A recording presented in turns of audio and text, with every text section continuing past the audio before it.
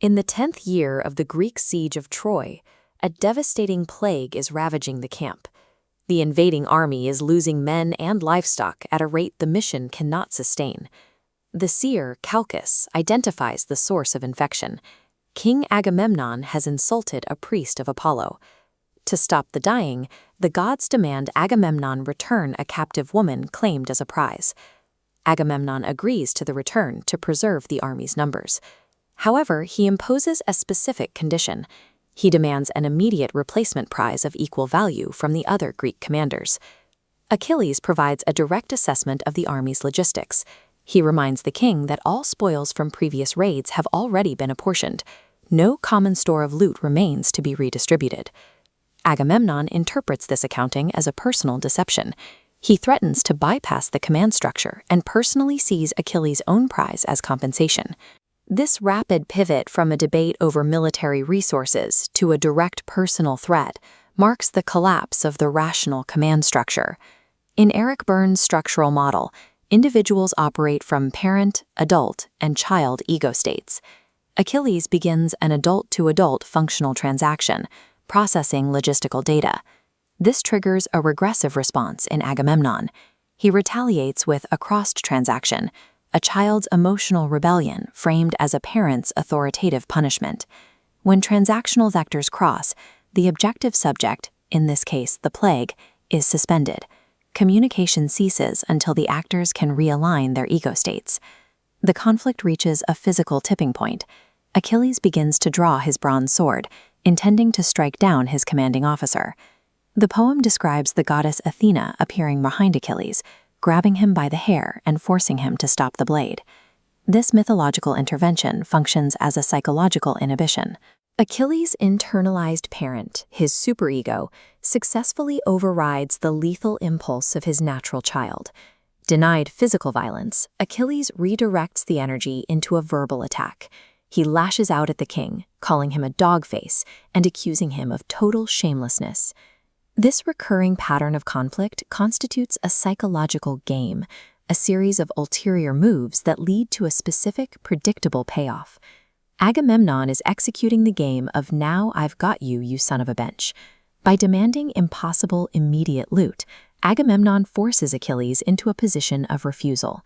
This provides the king with the justification needed to launch a punitive attack, shielding him from his own failures regarding the plague. The payoff is an internal validation of rage.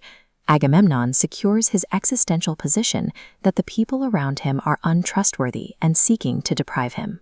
At the climax of the argument, Achilles slams his staff into the ground and withdraws his entire force, retreating to his ships. Analyzing the subtext reveals a second, simultaneous game. While the social level appears to be an adult debate, the psychological level is a child-to-child exchange. This mutual game is uproar, ending in the physical separation of the participants. Uproar provides an excuse for both men to avoid the intense psychological pressure and intimacy required for collaborative leadership. Clinical analysis suggests that these characters are operating according to rigid, regressive child programming rather than objective military necessity. The priority here is the maintenance of emotional distance.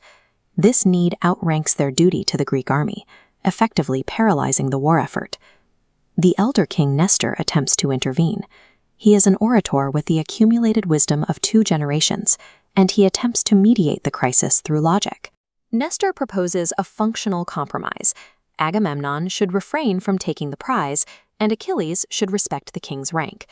Both commanders acknowledge the wisdom of Nestor's words, but they immediately formulate reasons to reject the solution. This is the game of "why don't you? Yes, but." Nestor provides an adult solution. The commanders respond from an adapted child state. They agree with the logic in principle, yes, but insist their specific grievances are exceptional, but. The goal of this game is to invalidate the mediator. By rejecting the solution, they protect their internal sense of victimization. The council ends in total alienation. The plague continues, and the Greek army is left without its primary warrior.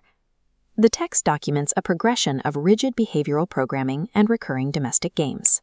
The narrative is driven by the internal mechanics of the ego states involved, where the psychological payoff for the individuals takes precedence over the group's survival. Given the transactional structure established in the opening assembly, the subsequent withdrawal of Achilles follows a highly predictable pattern of behavioral pathology. It turns out, unresolved game-playing ego states within a leadership structure can create more systemic damage than an external adversary. This internal volatility is the primary threat to the organization.